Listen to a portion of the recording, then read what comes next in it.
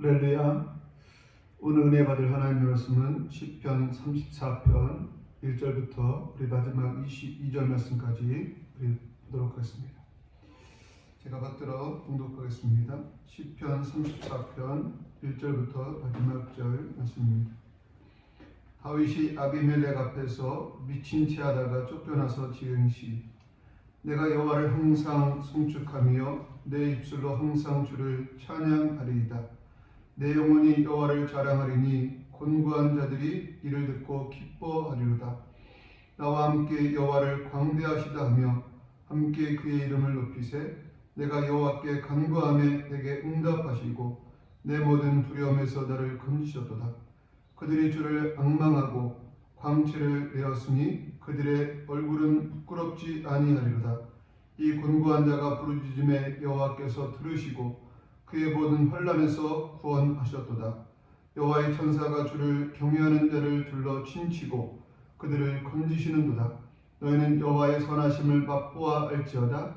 그에게 피하는 자는 복이 있도다. 너희 성도들아 여호와를 경외하라. 그를 경외하는 자에게는 부족함이 없도다.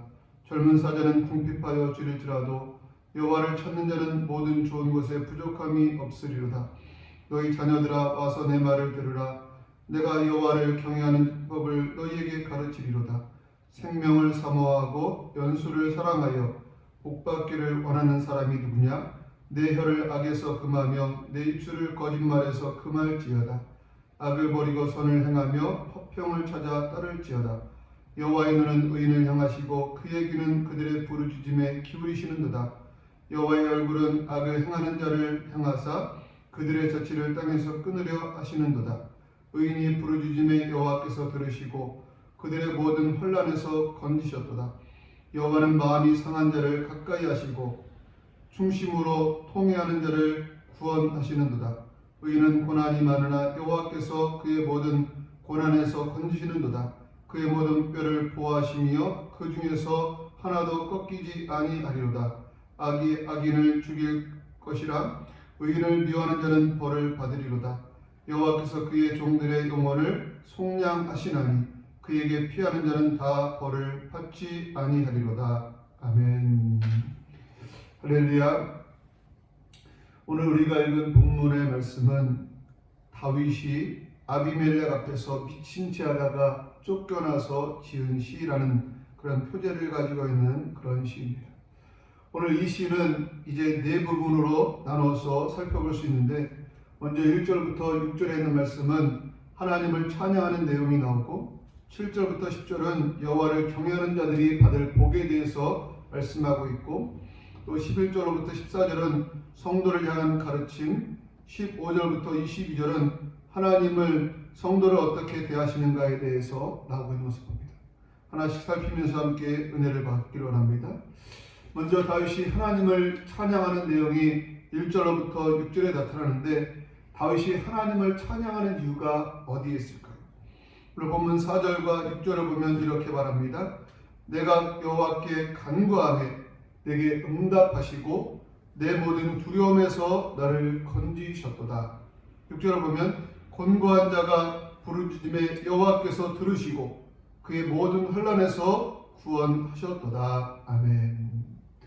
다윗은 하나님께서 자신을 이제 간구할 때 응답하셨고 또 부르짖을 때 들으시고 혼란에서 구원하셨기에 하나님을 찬양합니다라고 고백하고 있다는 것입니다. 다윗이 어려움에 처했을 때 그가 미친 채 하여서 그 어려움을 모면하였습니다. 그러나 다윗은 그 미친 채 하는 그 짧은 순간에도 하나님 앞에 기도했고 간구하였다는 것입니다. 그리고 하나님께서 그 기도를 들어주셨다는 것입니다. 느헤미야서를 보면 느헤미야가 왕 앞에서 왕이 내가 너에게 무엇을 하여 주기를 원하느냐라고 이제 묻는 그 물음 앞에서 그가 잠시 동안 하나님 앞에 묵도하고 이렇게 대답을 하는 것을 보게 되는데, 바로 다윗도 그 짧은 순간에 하나님 앞에 묵도하며 기도하는 가운데 이렇게 그 미친 채를 통해서 건짐을 받은 것을 보게 됩니다. 다윗은 하나님 앞에 기도했고 그 기도가 하나님의 은혜 가운데 응답되었기에 하나님 앞에 감사하고 찬양하고 있는 것을 봅니다. 하나님은 우리에게 기도할 것을 말씀하셨습니다. 그리고 약속에 신실하신 하나님께서는 그 기도에 응답하십니다. 기도에 응답하신 하나님을 찬양할 수 있는 우리가 될 수 있게 되기를 바랍니다. 오늘 본문을 통해서 다윗은 이제 여호와를 경외하는 자들의 복에 대해서 7절부터 10절에 말씀하고 있는 것을 봅니다. 그 복이 무엇입니까? 9절에 보면 너희 성도들아 여호와를 경외하라.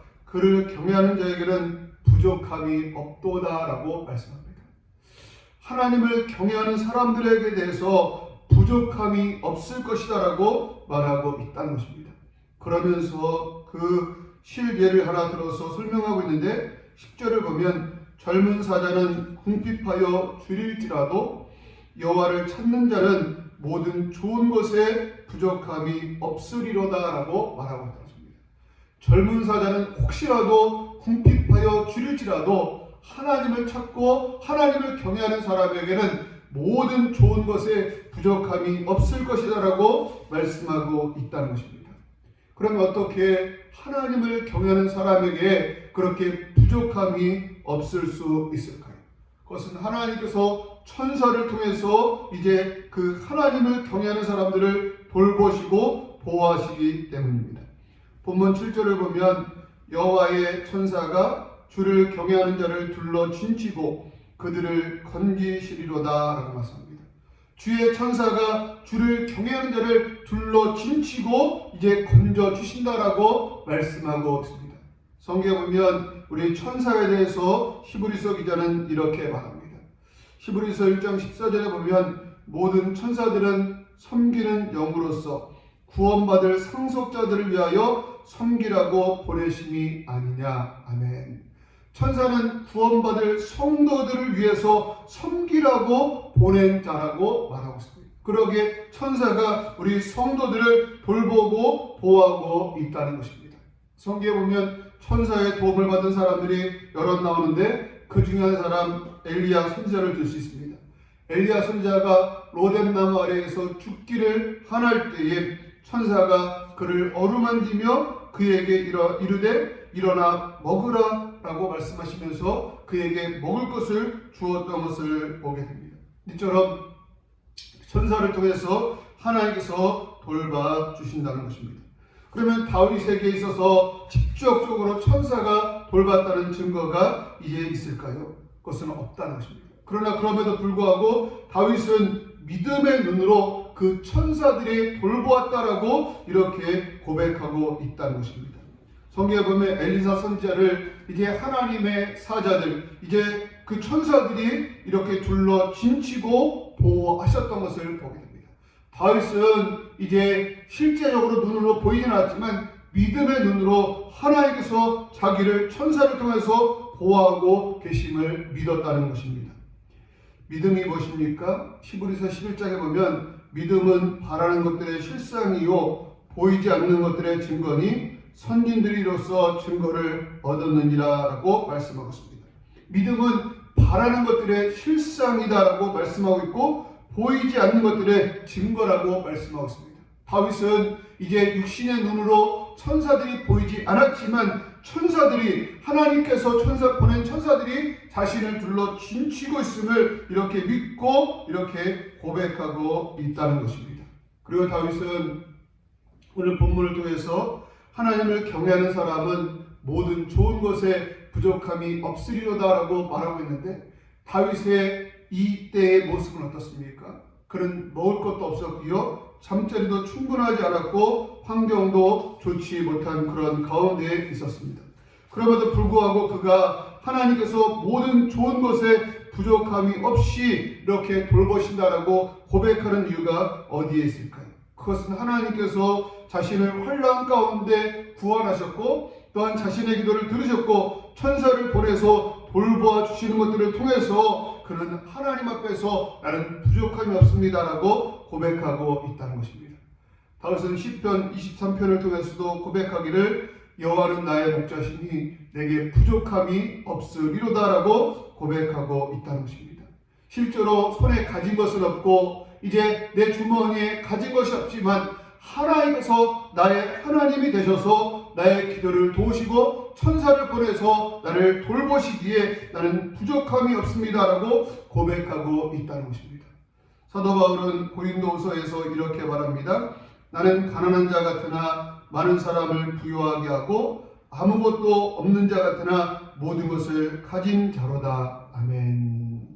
바울은 나는 아무것도 없는 자 같으나 모든 것을 가진 자다라고 고백하고 있습니다. 바로 다윗도 실제로 손에 가진 것은 없었지만 하나님께서 함께 하시기에 나는 부유한 자고 나는 충분하다라고 이렇게 말하고 있다는 것입니다.